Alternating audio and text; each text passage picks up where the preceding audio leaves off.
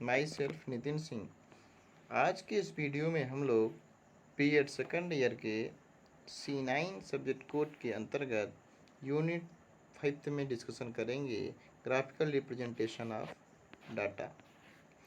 Graphical representation of data अर्थात GPD, जो हम इसमें कल बार ग्राफ के बारे में डिस्कशन किए थे कि दंड आरेख क्या है, इसके द्वारा किसी भी डाटा को कैसे प्रस्तुत करते हैं। आज उसी कड़ी में आगे बढ़ते हैं और ये समझने का प्रयास करते हैं कि वृत्त आरेख के द्वारा या पाई चार्ट के माध्यम से हम किसी भी डाटा को कैसे रिप्रेजेंट करेंगे, कैसे समझेंगे, उसके क्रिटिकल बिंदुओं को समझने का प्रयास करते हैं। पाई डायग्राम या वृत्त आरेख। वृत्त चित्र या पाई डायग्राम को हम कोणीय चित्र के नाम से भी जानते हैं या सर्कल डायग्राम भी कहते हैं।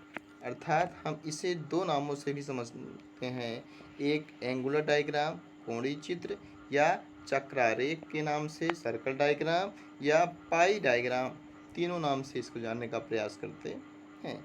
इसका प्रयोग साधारणतः किसी समूह की संरचना या संगठन को स्पष्ट करने के लिए किया जाता है। जैसे कि एक जो वृत्त होता है, इसके नाम ही से स्पष्ट है कि वृत्तग्राम या वृत्त पाईग्राम में एक सर्कल बना होता है। उस सर्कल को हम जानते हैं किसी सेंटर से माप के बनाते हैं, जिसमें इसकी जो एंगल होती है 360 डिग्री की होती है। तो इसी 360 डिग्री पे हम 100% के आधार पे उसके अलग अलग बिंदुओं को अलग अलग भागों में डिवाइड कर देते हैं। उसी के मापन के आधार पे, परसेंट के आधार पे उसको डिग्री में हम कन्वर्ट करके अपने वृत्त के रूप में प्रेजेंट करते हैं।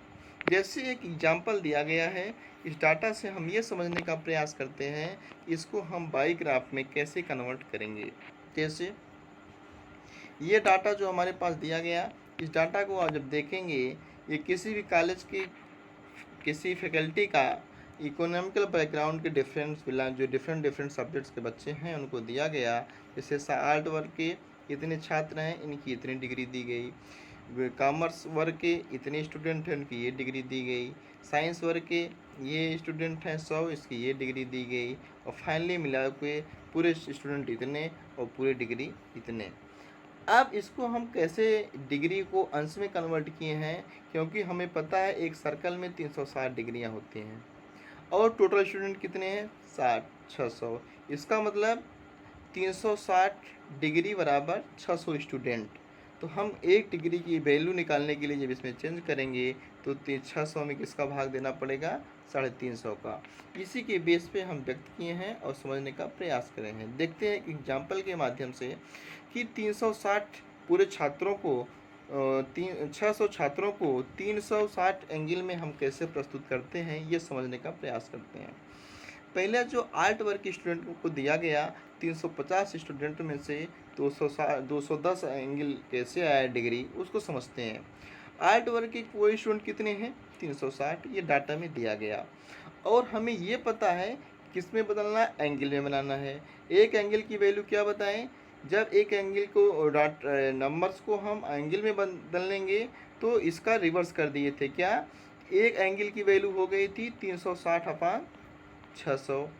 अब 350 स्टूडेंट के व्यक्त करेंगे तो 350 का गुणा कर देंगे। इसे जब सिंप्लीफाई करेंगे, ये जीरो कैंसिल, ये जीरो कैंसिल, 36 में 35 का मल्टीप्लिकेशन करेंगे और 6 से डिवीजन देंगे। 6 आ गया, मतलब 36 मल्टीप्लाइड बाई 6 आपकी वैल्यू आ जाएगी 210। अर्थात इसकी वैल्यू क्या आई, 210। नेक्स्ट में हम कॉमर्स ग्रुप का भी चेक कर लेते हैं कि 360/600 में 150 का गुणा करके वैल्यू सॉल्व कर लेते हैं। उसी प्रकार साइंस वर्क का भी कर लेते हैं। तो आपको इस प्रकार के तीनों डिग्रीज मिलेंगे, जो इस प्रकार है कंजुगेटिव 210 डिग्री, 90 डिग्री और 60 डिग्री। इसको हम जब बाईग्राफ में प्रेजेंट करेंगे तो कोई सिंबल बना लेंगे। जैसे ये इस सिंबल में आप देख रहे होंगे, जो हल्का डार्क है, पूरा डार्क है, उसे कॉमर्स वर्ग में दे दिया गया। जो लो डार्क है उसे आर्ट वर्ग में दे दिया गया, जैसे इस पार्ट को। इस पार्ट को देखेंगे साइंस वर्ग में दे दिया गया। सबसे बड़ा पार्ट 210 डिग्री का था, ये पूरा 360 डिग्री है। तो एक स्ट्रेट लाइन 180 डिग्री होती है, इसका मतलब 30 डिग्री के अधिक, तो ये मिला जुला गया इतने वर्ग को लेकर के 210 पार्ट में कवर कर दिया गया, ये वाला पार्ट। ठीक, अब जब कला वर्ग की बात आई, मतलब इस सिंबल को लेकर के इस सिंबल को आप देखेंगे, ये वाला पार्ट। और उसी प्रकार जब हम वाणिज्य का देखेंगे तो एकदम डार्क का पार्ट। इस प्रकार से अलग अलग सिंबल के रूप में 360 में डिवाइड करके उसके एंगल को हम प्रेजेंट करते हैं। इस प्रकार से किसी भी डाटाज को अपने सुविधा के अनुसार हम वृत्त के रूप में जब प्रेजेंट कर लेते हैं तो उसे बोलेंगे, इस प्रकार के चित्र को हम पाई डायग्राम या चक्रारेख डायग्राम या एंगुलर डायग्राम में प्रेजेंट कर दिए हैं। ठीक, इसी कड़ी में आज एक डायग्राम और समझने का प्रयास करते हैं, हिस्टोग्राम, फ्रीक्वेंसी पॉलीगॉन या फ्रीक्वेंसी कर्व। ये तीनों एक ही चीज़ें हैं कि हम इसको किस रूप में प्रेजेंट करते हैं, फ्रीक्वेंसी के रूप में कैसे प्रेजेंट कर रहे हैं, पॉलीगॉन के रूप में कैसे प्रेजेंट कर रहे हैं, उसी फ्रीक्वेंसी को हिस्टोग्राम में कैसे प्रेजेंट कर रहे हैं। जैसे उस दिन हम दंड आरेख की बात किए थे, केवल लाइन डायग्राम में प्रेजेंट किए थे अपने डाटाज को, उसी के आधार पे हम फ्रीक्वेंसी में कैसे प्रेजेंट करेंगे इस बात को समझते हैं। इसमें दो रेखाएं एक्स और वाई एक्सिस वाला कॉन्सेप्ट आता है, जो हम लोग पढ़े थे नेक्स्ट वीडियो में, कि ये जो एक्सिस और कोऑर्डिनेट्स की चर्चा किए थे, उसी के बेस पे हम एक एग्जांपल को लेकर के समझाने का प्रयास करते हैं। जो ये एक्सिस हम लोग देखे थे प्रीवियस वीडियो में, एक्स एक्सिस, ये वाई एक्सिस, ये पॉजिटिव साइन, ये नेगेटिव साइन, ये पॉजिटिव क्वाड्रेंट, ये नेगेटिव क्वाड्रेंट। इसी बेस पे हम ये समझने का प्रयास करते हैं।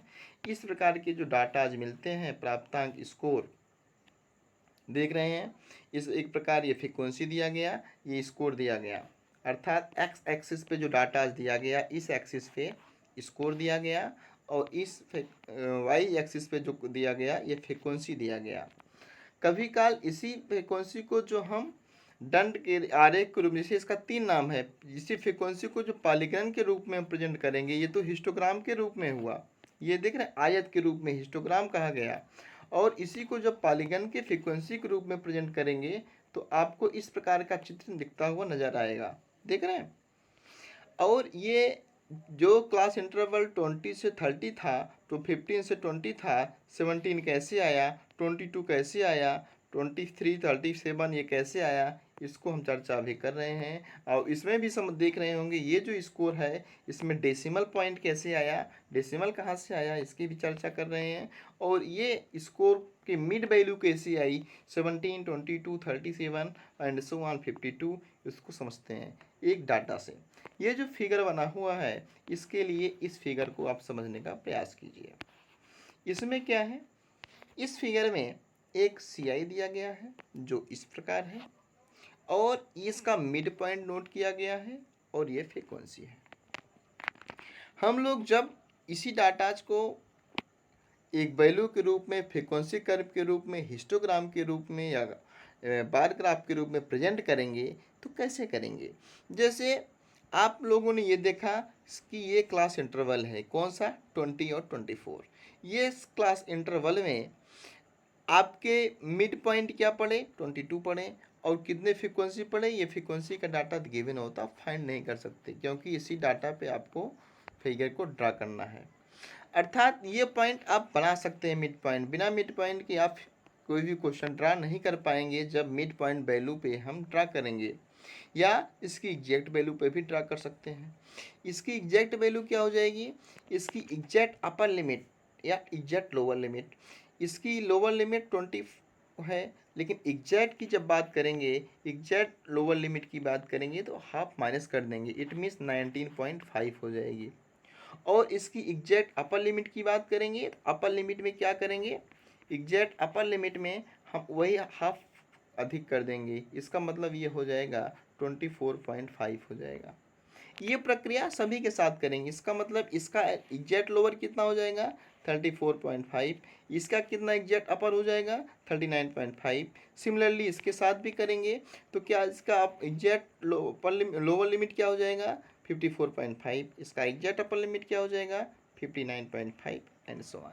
समझ पाए, चलिए अब हम इसके मिड पॉइंट की भी चर्चा करते हैं।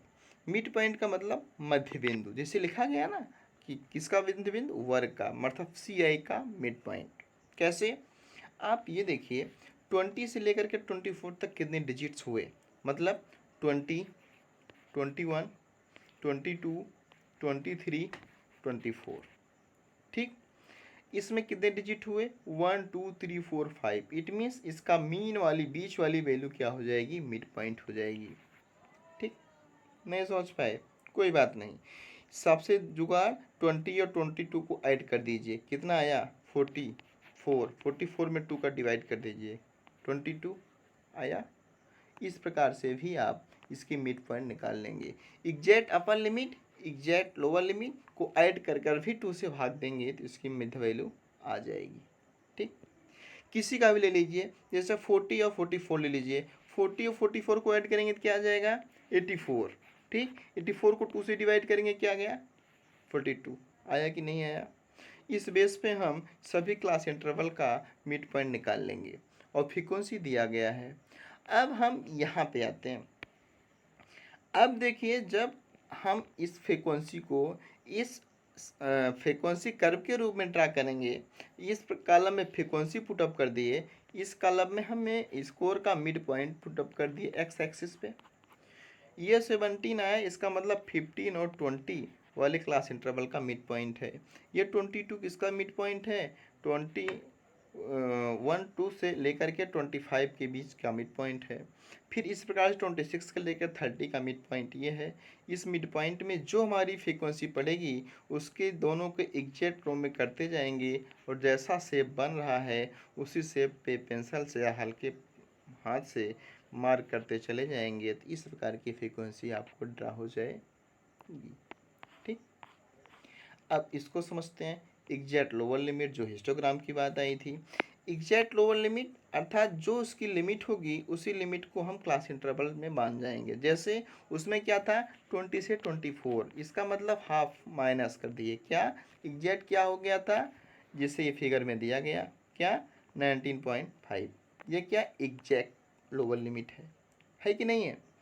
अब उसका भी जो 20.5 था एग्जैक्ट लोअर लिमिट हो गया, आधा कम। 25 था, फिर इसका 30 से था आधा कम। इसका मतलब कि हाफ लेस करके क्लास इंटरवल बना दिए। फ्रीक्वेंसी डाटा जैसा क्वेश्चन में दिया जाएगा। इस क्लास इंटरवल से अगले क्लास इंटरवल के बीच में जो गैप होगा उस पर वो फ्रीक्वेंसी नोट कर देंगे, फ्रीक्वेंसी के सामने मार्क करेंगे उस फ्रीक्वेंसी। जैसे इसमें देखिए 25 से लेकर के 30 वाले क्लास इंटरवल की फ्रीक्वेंसी 2 आई है, हमारा पे फ्रीक्वेंसी 1 है, 2 वाली फ्रीक्वेंसी पे है। इसकी सीधे में देख रहे हैं 30 से लेकर के 35 वाले क्लास इंटरवल का फ्रीक्वेंसी 6 आया हुआ है। इसका ग्राफ इस प्रकार बना। आप फाइनली देखिए 40 से 45 वाले क्लास इंटरवल का फ्रीक्वेंसी 15 आया हुआ है, हमारा ये डाटा 14 मैच कर रहा है, इसके ऊपर 16 हो जाएगा। इसका मतलब इन दोनों का मिड पॉइंट, इसका मिड पॉइंट यहाँ पे मीट हुआ। समझ पाए। इस प्रकार से आज के वीडियो में हम लोगों ने किसी भी दंड आरेख के माध्यम से हम उसको पाई के रूप में, सर्कल के रूप में, वृत्त आरेख में कैसे प्रेजेंट करेंगे, उसी फ्रीक्वेंसी को ग्राफिकल रूप में जब प्रेजेंट करना होगा तो हिस्टोग्राम के रूप में, फ्रीक्वेंसी पॉलीगन के रूप में या फ्रीक्वेंसी कर्व के रूप में कैसे प्रेजेंट करेंगे, इन पहलुओं को समझने का प्रयास किया है। नेक्स्ट वीडियो में हम लोग जो कमल्टेटिव फ्रीक्वेंसी निकालते हैं, CF निकालते हैं, CF की बात करते हैं, उसको समझेंगे। इसके परसेंटाइल रैंक को समझेंगे, परसेंटेज निकाल के कैसे हम किसी भी फ्रीक्वेंसी कर्व को प्लॉट करेंगे, बनाएंगे, इसको समझने का प्रयास करेंगे। आज के लिए इतना ही। Thank you class. आपको वीडियो को देखने के लिए धन्यवाद। आप लोगों को एक सूचना है कि आप लोगों को वीडियो अच्छा लगा हो तो वीडियो को लाइक करेंगे, शेयर करेंगे, चैनल को सब्सक्राइब करेंगे। आज के लिए इतना ही। Thank you class.